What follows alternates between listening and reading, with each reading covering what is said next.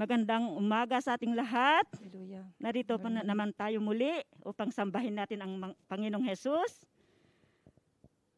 Salamat sa kanyang kabutihan. Yes, Lord. At tayo ay sama-sama na sumamba sa kanya, magpuri sa ating dakilang Diyos. Hallelujah. Hallelujah. Bago tayong pisahan, sabi niya sa kanyang salita sa awit 136 verse 1 and 2, o pasalamatan ang Diyos na si Yahweh pagkat siya'y mabuti. Ang kanyang pag-ibig ay pangwalang hanggan at mananatili. Pinakadakilang Diyos ng mga Diyos ay pasalamatan. Ang pag-ibig niya ay mananatili at pangwalang hanggan. Amen. Hallelujah. Tunay nga Panginoon, nakahanga-hanga Panginoon ang ginagawa mo sa aming mga buhay. O Lord God, salamat sa walang sawang pag-ibig mo Panginoon. Yes, Lord. Hallelujah. Thank you for your presence, O Lord Thank you, Jesus. Holy Spirit. Hallelujah. Thank you, Jesus.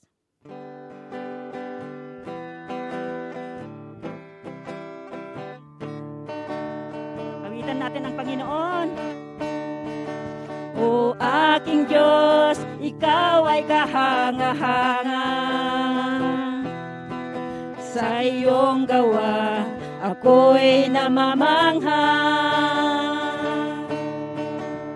Pagpuri at pagsamba ko'y sa iyo lamang, pagkat ikaw ay walang kapantay. O aking Diyos, ikaw ay kapangyarihan, binabago at tinutuwid sa aking daan. Umaawit, lumulundag, sumasayaw, kagalakan ay nag-uumapaw pagkat wala kang katulad. Wala kang katulad, wala kang katulad, O Diyos, oh, oh. Habang buhay maglilingkod sa'yo. Wala kang katulad, O Diyos, oh, oh. Sa buong mundo, pangalan mo'y ipagsisigawan pagkat wala kang katulad. Sa umpisa, o aking Diyos, ikaw ay kahanga-hanga. Sa iyong gawa, ako'y namamangha.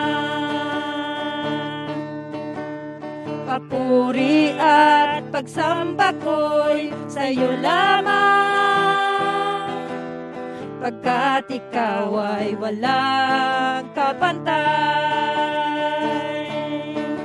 O aking Diyos, ika'y makapangyarihan, binabago at tinutuwid sa aking daan. Umaawit, lumulundag, sumasayaw, kagalakan ay nag-uumapaw pagkat wala kang katulad, O Diyos, oh, oh. Habang buhay maglilingkod sa'yo. Wala kang katulad, O Diyos, oh, oh. Sa buong mundo, pangalan mo'y ipagsisigawan pagkat wala kang katulad. One more time sa umpisa. O aking Diyos, ikaw ay kahanga-hanga. Sa iyong gawa, ako'y namamangha. Papuri at pagsamba ko'y sa iyo lamang, pagkat ikaw ay walang kapantay. O aking Diyos, ika'y makapangyarihan, binabago at tinutuwid sa aking daan.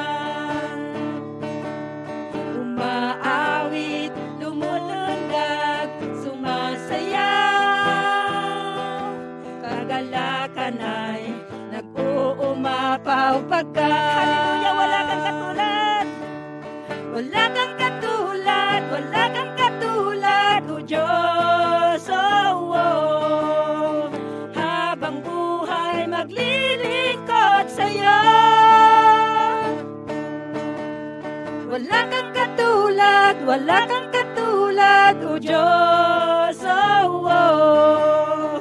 Sa buong mundo, pangalan mo'y ipagsisigawan, pagkat wala kang katulad, wala kang katulad, wala kang katulad, wala kang katulad, O Diyos, oh, oh. Habang buhay maglilingkod sa'yo, wala kang katulad, wala kang katulad, O Diyos, oh, oh. Sa buong mundo, pangalan mo'y ipagsisigawan, pagkat wala kang katulad. One more time, wala kang katulad, wala kang katulad, wala kang katulad, O Diyos, oh, oh. Habang buhay maglilingkod sa'yo, wala kang katulad, wala kang katulad, O Diyos, oh, oh. Sa buong mundo, pangalan mo'y ipagsisigawan, pagkat wala kang katulad. Sa buong mundo, sa buong mundo, pangalan mo'y ipagsisigawan, pagkat wala kang katulad. Yes, wala kang katulad nga Panginoon, wala kang katulad, Panginoon. Yes, Lord. Salamat sa kapangyarihan mo, O Diyos. Yes, Lord. Hallelujah. Purihin ka, O Jesus. Purihin ka. Salamat, O Lord. Jesus. Salamat, O Jesus. Hallelujah. Patuloy ka naming sasambahin, Panginoon. Patuloy ka naming pupurihin, O Lord Jesus. Dahil sa kabutihan mo sa aming mga buhay, O Lord God. Ikaw ang Diyos na hindi nagkukulang, Panginoon. Sapat-sapat ang biyaya mo sa aming mga buhay, O Lord God. Hallelujah. Pupurihin ka, Panginoon Jesus. Hallelujah.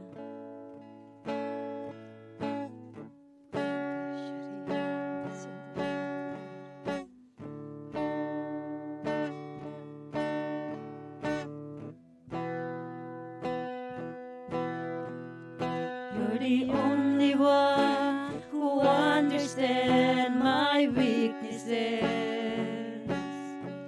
You always rescued me from all my troubles and in times of need.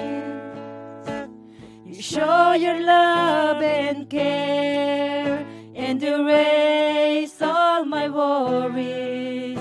In your presence, Lord, I found true joy and peace. And I will praise and worship you, my Lord. Surrender all my life with a humble heart. I bow to you, for you are great and worthy in all that you do. Forever, Lord, I trust in you. So, you're the only one who understands my weaknesses.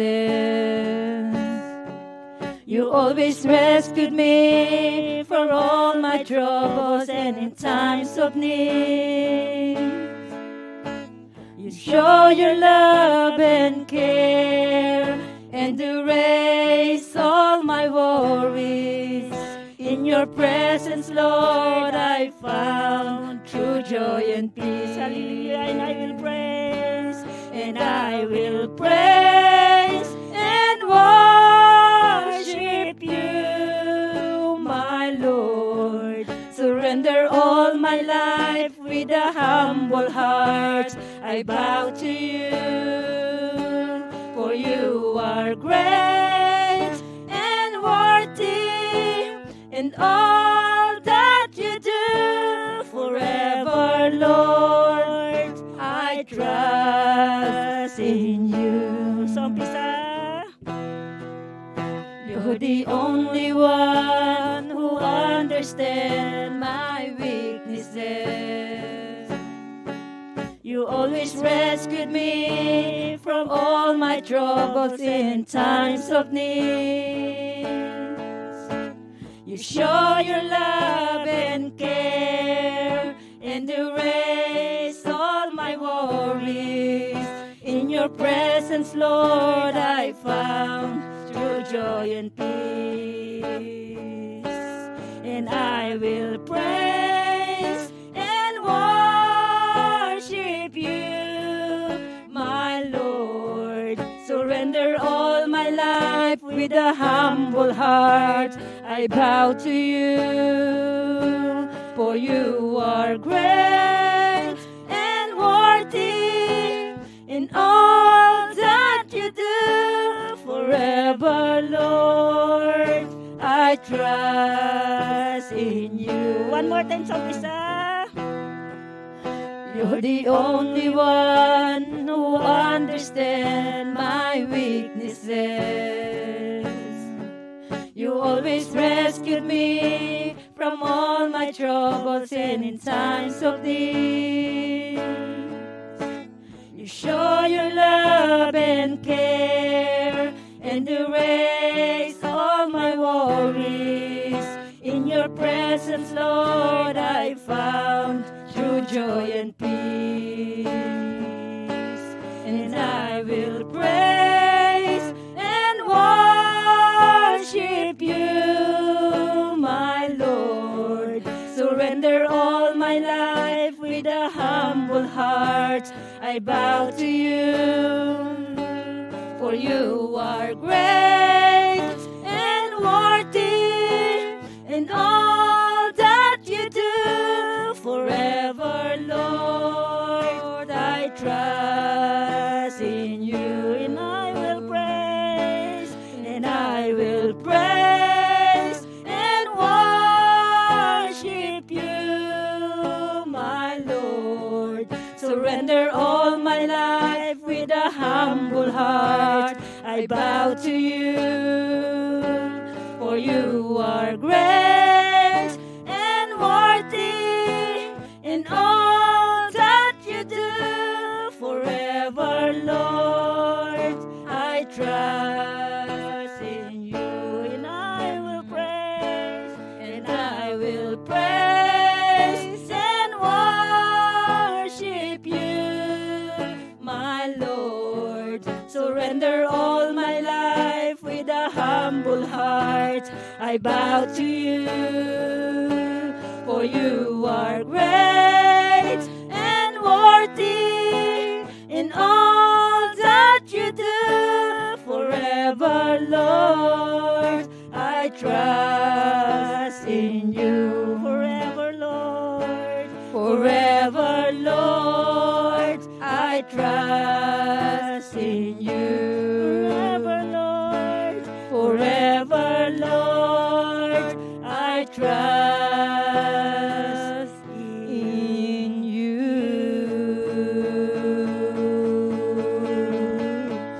Hallelujah. Hallelujah.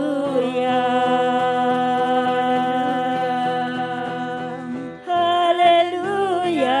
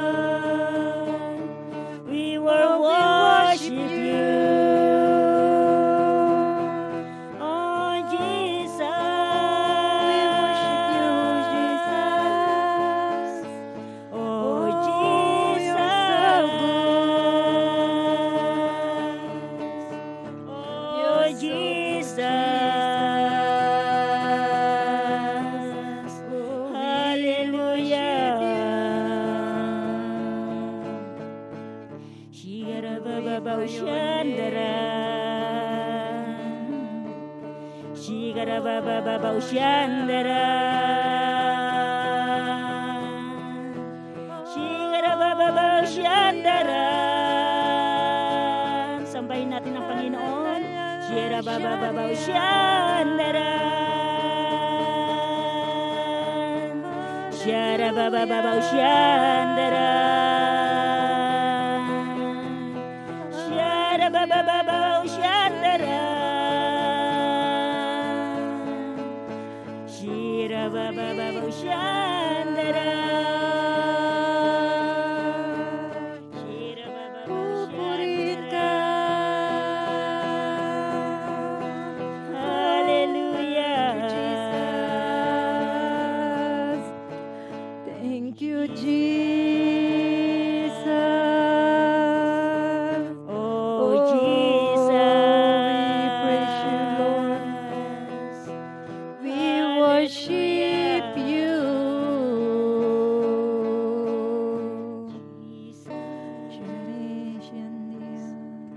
Oh, Jesus. We will worship you, Lord God. Hallelujah. Salamat sa iyo, Panginoon. Salamat sa kabutihan mo. Oh, Jesus. Hallelujah. Hallelujah. Salamat sa iyo, Panginoon. Yes, Lord. Tunay nga na ikaw ang Diyos na nagbibigay ng pag-asa sa aming mga buhay. Ikaw ang Diyos na nagbibigay ng liwanag, O Lord God. Wala kang katulad, O Lord. Tunay nga na ikaw ang Diyos na dakila, Panginoong Hesus. Yes, Lord. Hallelujah. Hallelujah. Thank you, Lord. Pinapasalamatan ka namin, Panginoon. Hallelujah, Binabalik po Jesus. namin ang lahat ng pasasalamat, papuri at pagsamba sa tanging pangalan mo lamang, Jesus. In Jesus' name, Amen. Yay.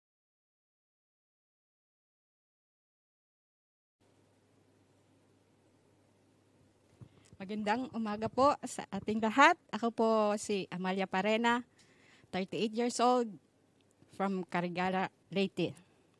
Ako po ay nasa harap nyo ngayon, magbibigay ng aking testimony. Ang mga paa ko po ay handa ng tumakbo palabas at ang puso ko po ay kinakabahan dahil hindi ko po alam ang sasabihin ko. Pero sa biyaya ng Lord, kaya nating gawin dahil sa Kanya. Ako po ay nagpunta dito sa Hong Kong dahil may mga rason tayong personal para makapagtrabaho, makapag-ipon. Maaaring yung iba-iba lang ang rason. Ako, may iniiwasan lang ako sa amin kaya ako napunta rito. Pero hindi tayo habang buhay makakaiwas. Yan ang katotohanan. Kaya kailangan nating harapin kung ano mang iniiwasan natin. Sa kaiiwas ko, napunta ako dito sa Hong Kong. Mag-break na sana ako ng contract ko. Pero yung pinsan ko doon sa Pilipinas ay nag-message sa akin na papunta na siya ng Hong Kong. Anong gagawin ko? Kung uuwi ako, siya ay parating pa lang dito, first timer na mag-abroad. Ayoko namang mawalan siya ng pag-asa kasi may pamilya siya. So, minisage ko siya, okay, pero mayroon na akong 1 month notice sa amo ko. Yon. Yung pala, kailangan ko pang makilala si Lord sa pamamagitan niya dahil siya yung nag-invite sa akin dito sa ICLC. At mayroon na akong 1 month notice sa amo ko, pero parating na siya dito kaya nagkita kami. Paalis na rin ako pauwi ng Pinas kasi naano na nga yung 1 month notice ko tapos nandito na siya. Sabi niya, sama daw ako sa grupo nila. Sabi ko, sige, itry ko nga. Kaya yun, nakilala ko yung ES group, yung evening service. Doon ko nakilala si Lord. Tapos, nakilala ko na nga siya. Yung natural natin, talagang bumabalik tayo sa dati natin. Hindi naman kasi tayo talaga perfect. At talagang pag nakilala natin siya, unti-unti tayong magbabago. At yun nga, dahil ako'y talagang likas na palainom, yung talagang palainom. Habang nandito na ako sa ICLC pala, sorry. May nangyari sa akin, na ospital ako. Wala dito yung pamilya ko, pero hindi natin may paliwanag kung paano kumilos ang Diyos sa ating buhay. Hindi niya ako pinabayaan. Na-hospital ako, hindi alam ng bagong amo ko. Kasi di ba 1 month notice ako, nagkaroon ulit ako ng bagong amo. Hindi ako nakauwi sa bahay kasi day off ko yun. Ang nasa isip ko, talagang terminate na ako nito. Pero hindi natin alam kung paano kumilos si Lord sa buhay natin. Ayun, hindi ako tinerminate ng amo ko. Kaya, andito pa rin ako hanggang natapos yung kontrata ko. Eto na naman ngayon, nakahanap na naman ako ng amo. Natapos ko kasi yung kontrata sa kanila, nag-migrate na sila sa Amerika, at naghanap na naman ako ng amo. Sa 6 years ko dito sa Hong Kong, 6 na employer na po yung nagkaroon ako. Hindi kagaya ng iba na talagang tapos-tapos yung kontrata. Pero ang Diyos natin ay hindi nagkukulang. Talagang nariyan yung provision niya para sa atin. Magtiwala lang tayo sa Kanya. Ngayon, wala na naman po ulit akong amo. Pero, yun nga, pag nag-respond ka sa call niya, ano man ang mangyari, hindi siya nagkukulang sa atin. Siya ay tapat. Lagi siyang may pamamaraan na hindi man natin maintindihan. Ang gawin lang natin ay sumunod tayo. Sumunod na nasa puso talaga natin. Hindi yung sumunod dahil sa napipilitan tayo o ano. Sumunod tayo na nasa puso natin. Kaya ano man po yung pangyayari ngayon, kagaya ngayon, may pandemic. Marami nang natatakot o ano, naguguluhan yung isip. Ako nga na walang amo. Basta ang sinabi ko lang, Lord, tinanggap kita. Ikaw na yung bahala sa buhay ko. Ikaw na yung mangunguna. Ano man po yung mangyari, basta kayo po yung may hawak ng kamay ko. Alam ko, sigurado ako na malalagpasan lahat. Hindi man natin alam kung anong tinatahak natin. Alam natin sa ating mga puso at isip, dahil tinanggap na natin si Lord Jesus sa ating mga buhay, siya ang bahala sa atin. Huwag tayong mag-alala at makakarating tayo kung saan man tayo nais dalhin ng ating Panginoon. Yun lamang po ang aking testimony. Salamat. Sana ito ay magbigay ng encouragement sa inyo, lalo na ngayon na maraming kaguluhan, hindi natin alam kung kailan matatapos to. Ang mahalaga ay alam natin kung sino ang may hawak sa atin. Yan ang pangako niya, hawak niya tayo sa kanyang mga kamay. Patuloy lamang po tayo na manalig at umasa sa Kanya. At alam natin kung saan tayo patutungo. Nakasama siya. Salamat.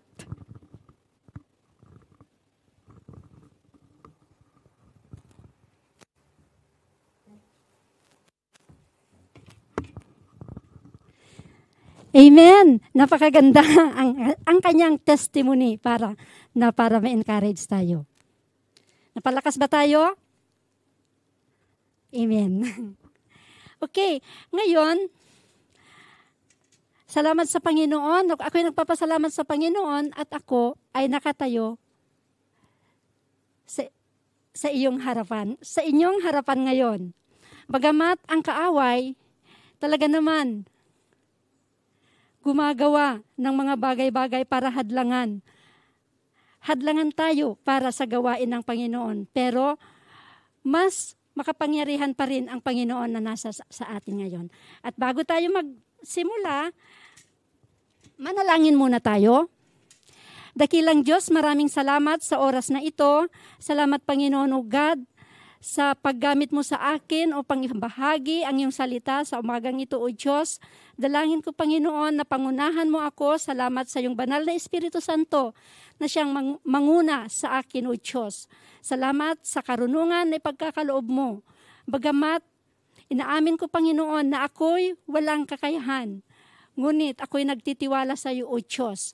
Tunay nga Panginoon na kung kami nagtitiwala sa iyo o Diyos, gagabayan mo kami at ipagkakaloob mo sa amin Panginoon ang tunay na katapangan Panginoon o God. Salamat Panginoon. Ito ang aking dalangin sa pangalan mo Jesus. Amen. Amen. So ang aking ibabahagi ngayon mga kapatid ay patungkol sa pagliliglig ng Panginoon sa atin.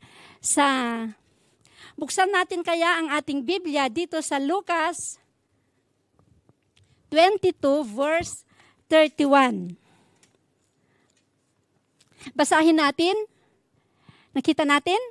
Okay, basahin natin. Sabay-sabay nating basahin. Simon, Simon, makinig ka. Hiniling ni Satanas na subukin kayo tulad ng ginagawa ng magsasaka na inihihiwalay ang ipa sa mga trigo.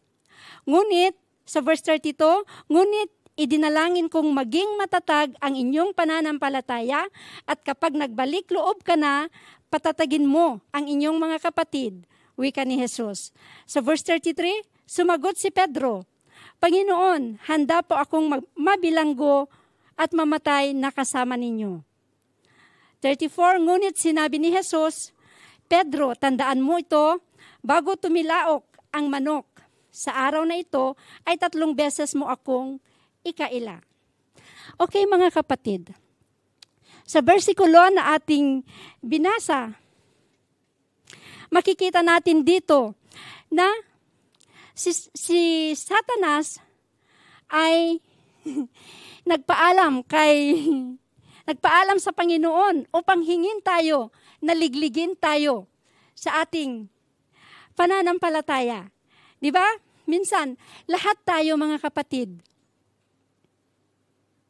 lahat ng mga mananampalataya ay tunay na nililiglig ng Panginoon. Bakit?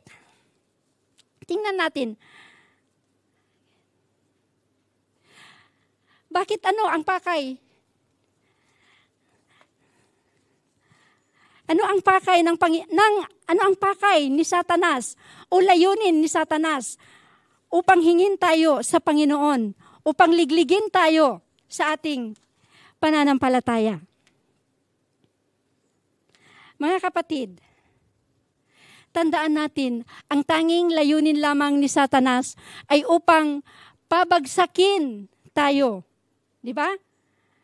Upang pabagsakin lamang tayo. Pahirapan. At ano pa, sirain.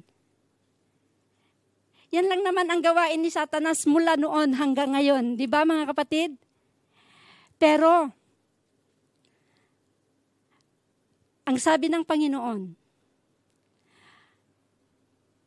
sabi niya, o sige, ibinigay tayo kay Satanas para ligligin, pero sinabi ng Panginoon,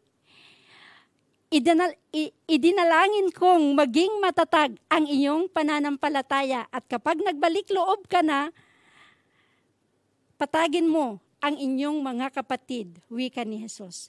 Mga kapatid, ipinapanalangin tayo ng Panginoon. Ano pa man pagsubok na dumarating sa atin, kung ano pa man ang mga kinakaharap natin, ang Panginoon, naniniwala ako na ang Panginoon ay nag-i-intercede para sa atin. Ipinapanalangin tayo ng Panginoon. Anumang sitwasyon, alam ko, lalong-lalo na sa ating kalagayan ngayon, saan man kayo naroroon sa oras na ito, anuman ang inyong ginagawa, anuman ang kalagayan meron kayo sa oras na ito, alam ko na ang Panginoon ay nakatingin sa atin at ipinapanalangin tayo ng Panginoon. Okay, so, usod tayo mga kapatid. Tingnan natin, katunayan na tayo'y ipinapanalangin ng Panginoon. Ito pa, tingnan din natin, bakit pinahintulutan ni Jesus na nangyari ito kay Simon? Bakit kaya? Hello? upang makita o masubok ang ating pananampalataya. Yun ang kadahilanan kung bakit pinahintulutan ng Panginoon na mangyari ito kay Simon Pedro upang malaman kung magpapatuloy pa rin siya sa kabila ng hirap na kanyang dinaranas. Tayo kaya mga kapatid, ihalin tulad natin ang ating buhay o katulad ni Simon bilang mananampalataya. Tayo ba ay magpapatuloy pa rin sa paglilingkod sa Panginoon? Magpapatuloy pa rin ba tayo kahit na tayo ay dumaranas ng mga iba't ibang pagsubok sa ating mga buhay? Amen mga kapatid. Napakahalaga na anumang sitwasyon na nararanasan natin, patuloy tayo sa Panginoon. Dahil ang Panginoon, siya ang naglagay sa atin dito, naniniwala tayo na siya rin ang aalis sa atin sa kahirapan na ating dinaranas. Amen? Siya din ang magbibigay ng lahat ng kalutasan. Ang mahalaga dito mga kapatid, huwag tayong give up. Magpatuloy tayo. Alam nyo ba, di ba sabi doon sa binasa natin sa Lucas, balikan natin yung Lucas 31. Di ba sabi niya, hiniling ni Satanas na subukin kayo tulad ng ginagawa ng magsasaka na inihihiwalay ang ipa sa mga trigo. Pero sa NIV version, sabi doon na hiniling ka ni Satanas upang ligligin. Ligligin, iba yung liglig, siksik liglig. Yung nililiglig tayo, di ba? Kung baga sinishake para tayo ay maging yung mamold, yung katatagan natin, hindi yung minsan kasi bilang isang Kristiyano, paisi-isi lang tayo, di ba? Isi-isi lang. Akala mo okay na tayo. Pero kapag dumaranas tayo ng matinding pagsubok, doon napapalapit ka naman sa Panginoon. Kaya ito ang kagandahan, mga kapatid. Tuwing tayo, kaya inaalaw ng Panginoon ang pagsubok na nararanasan natin kasi napapalapit tayo sa Panginoon. Hindi ba panay ang tawag mo sa Panginoon? Panay ang panalangin mo, Panginoon. Siguro lahat na lang ng gagawin mo, puro Panginoon na ang bukang bibig mo. Amen? Kasi naranasan ko yan. Alam niyo mga kapatid, nitong week na ito, gusto ko lang i-share ang isang testimony na dahil lockdown, nasa bahay lang tayo, wala tayong ginagawa. Di ba? Nakaupo, pero sakit na nga ang tuhod sa kaupo kasi hindi na mauunat. Ang ginawa ng amo ko, para nagpatahi ng kurtina. Imagine mga kapatid, kurtina, kinakamay ko, hanggang magdamag. Ang tigas-tigas pa naman ng tela. Kaya yung karayom na nababali. Kailangan kong talagang pagsikapan. Sabi ko, Lord, gusto ko nang yung mag-aaral ng salita ng Panginoon na ibabahagi ko nito. Medyo namumroblema na yung wala na akong time sa pag-aaral ng salita ng Panginoon. Ako magpipreach habang Lola, hindi yata ako. Habang ngayon na, Lola, hindi ko pa naano yung aking preaching. Sabi ng isang lola, kaya mo yan. Ilang araw pa. Sabi ko, thank you Lord. Salamat sa mga buhay ng mga lola. Nagpapalakas. Alam mo mga kapatid, napakahalaga na ang bawat isa ay yung nagpapalakasan tayo para hindi tayo panghinaang tuluyan. So, sabi niya, Lord, yung amo ko dapat papasok na sila. Alam niyo, kahapon, pumasok yung lalaki at pumasok din yung babae, pero half day lang. Kaya thank you Lord, ako'y nagpapasalamat sa Panginoon. Binigyan niya ako ng pagkakataon na makapag-aral ng kanyang salita sa araw na yon. Kaya mga kapatid, ang Panginoon ay patuloy na gumagawa sa ating kalagitnaan na bagamat minsan akala natin talagang wala na, hindi na tayo wala nang pag-asa, pero sa Panginoon may pag-asa palagi. Kaya huwag tayong matitinag sa anumang pagliliglig. Dahil alam natin na idinadalangin tayo ng Panginoon. Ang isa pang na nangyari kay Simon, di ba minsan, napakadaling magsabi ni Simon. Alam mo, sabi ni Simon doon sa verse 33, sabi ni Simon, nung wala pang sabi niya, handa po akong mabilanggo at mamatay na kasama ninyo. Di ba? Kung okay ang sitwasyon, mo, napakadaling magsabi ng mga ganyang bagay. Oh, okay lang, kayang-kaya ko yan. So, katulad ni Pedro, sabi niya hanggang sa handa raw siya na mamatay at pabilanggo kasama ang Panginoon. Tayo ba mga kapatid, handa ba tayo na kasama ang Panginoon? Makasama?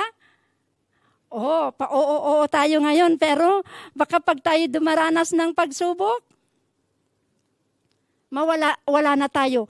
Eto nga lang sa pandemic na ito, marami nang hindi lumalabas, nag-enjoy na sa kanilang mga tahanan.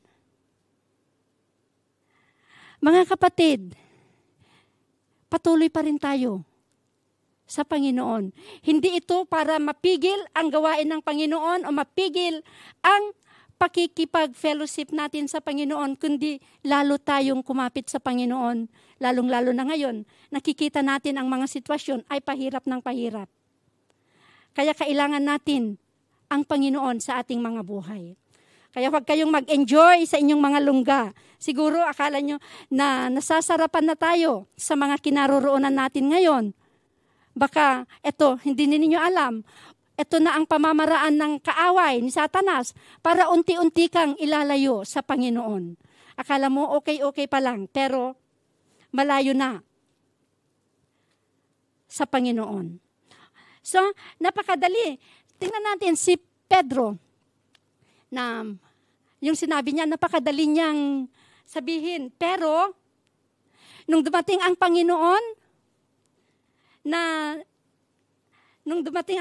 nung dadakpin ang Panginoon, ipinagkaila niya ang Panginoon. Di ba?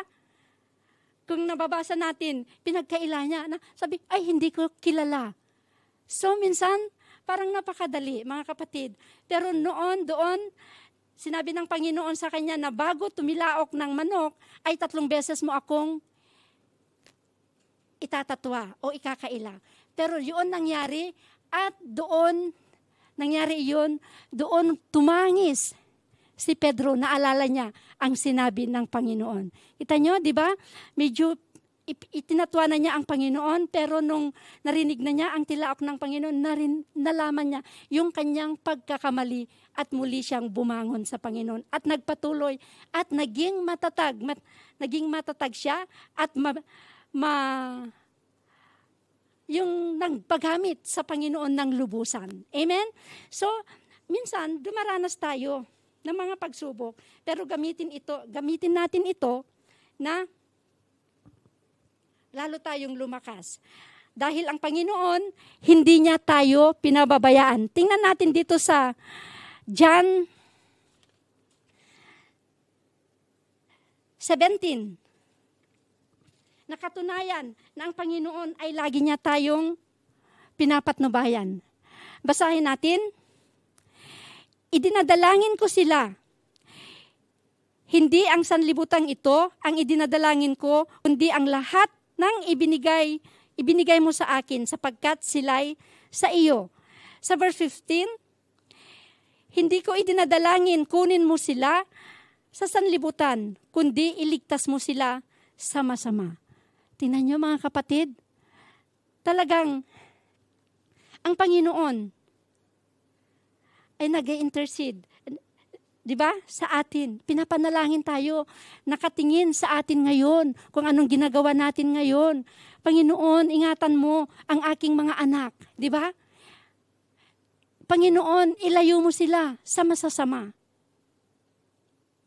Hindi ba napakaganda na ang Panginoon ipinapanalangin tayo para hindi tayo matinag, para hindi tayo mapalayo sa Kanya, kahit na inaalaw niya ang mga bagay-bagay na hindi kalugod-lugod sa atin?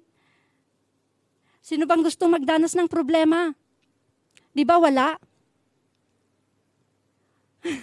Wala, pero mga pagsubok sa ating buhay, sino bang may gusto? Wala. Pero ang Panginoon ay inaalaw ito para patatagin tayo. Sabi nga dito sa 1 Peter 1:7,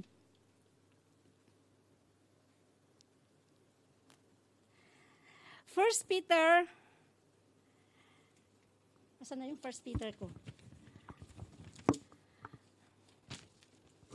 Okay. 1 Peter 1:7, ang ginto, bagamat nasisira, ay pinapadaan sa apoy upang malaman kung talagang dalisay. Gayon din naman ang inyong pananampalataya na higit na mahalaga kaysa ginto, ay sinusubok upang malaman kung ito'y talagang dalisay. Sa gayon, kayo'y pupurihan, dadakilain at pararangalan sa araw na mahayag si Hesukristo. Mga kapatid, ang ginto, ganun din yung pagliliglig. Di ba yung sa magsasaka, yung sa unang version na binasa natin, ikaw kaya ang trigo, tapos ilagay ka doon sa salaan para ligligin ka. Di ba? Di ba masakit? Masakit. Pero ito, purify tayo ng Panginoon. Kasi yan ang nais ng Panginoon sa atin. Ganon din sa ginto. Di ba? Ikaw kaya ang ginto. Idadaan ka sa apoy. Hindi ba napakasakit?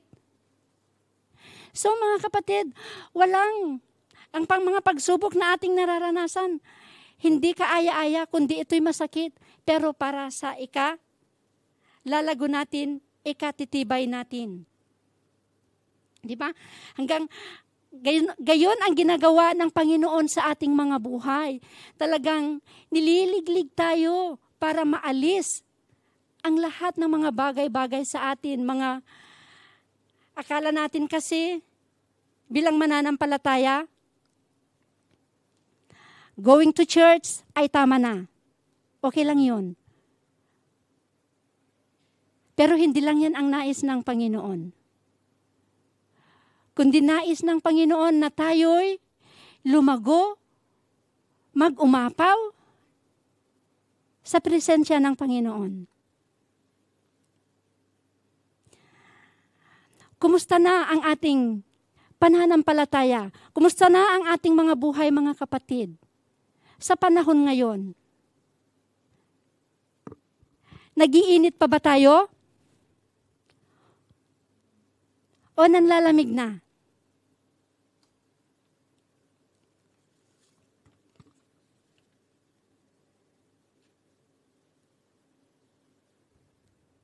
Hello mga kapatid.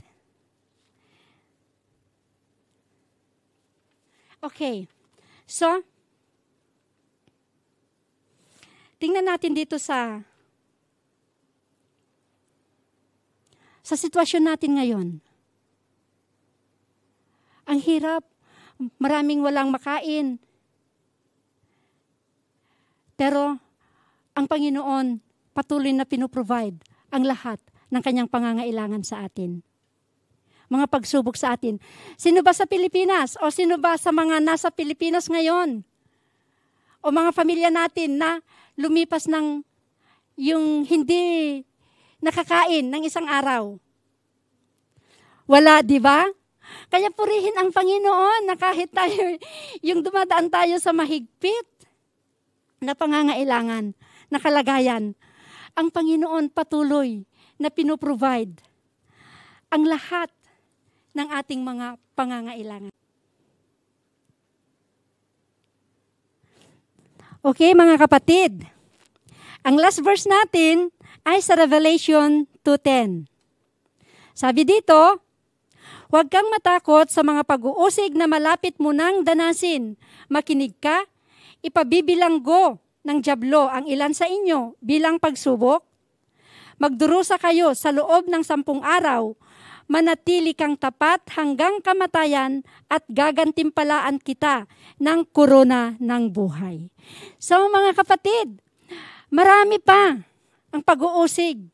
Pinauna na sa atin ng Panginoon na marami pa tayong daranasin na pag-uusig. Ngunit sinabi niya, manatili tayo hanggang wakas upang gagantimpalaan tayo ng korona ng buhay. So mga kapatid, ang coronavirus ay nakamamatay.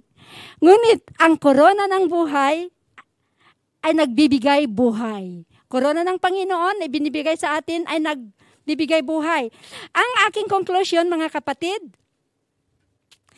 ito, trials come to either break us or make us. So, pakatibay. Amen. So, manalangin tayo. Dakilang Diyos, salamat sa lahat ng mga salita mo, O God, na aming napakinggan ngayon, na nawa ito ay magamit sa aming mga buhay upang kami ay patuloy na maging matatag, anuman ang sitwasyon. Tulungan mo po kami, Panginoon, O God, sa pang-araw-araw naming buhay, O Diyos, na patuloy ka, na makasama namin, patuloy kang manahan sa aming mga puso. Abutin mo, Panginoon, ang mga kapatiran namin, Panginoon, O Diyos, na kung saan nanghihina, dumaranas ng mga matitinding pagsubok. Panginoon, salamat sa panalangin mo, O Diyos, na ilayo kami sa anumang masama, Panginoon, O God. Thank you, Lord. Binabalik namin ang lahat ng kapurihan, kaluwalhatian sa tanging pangalan mo. Amen. Amen.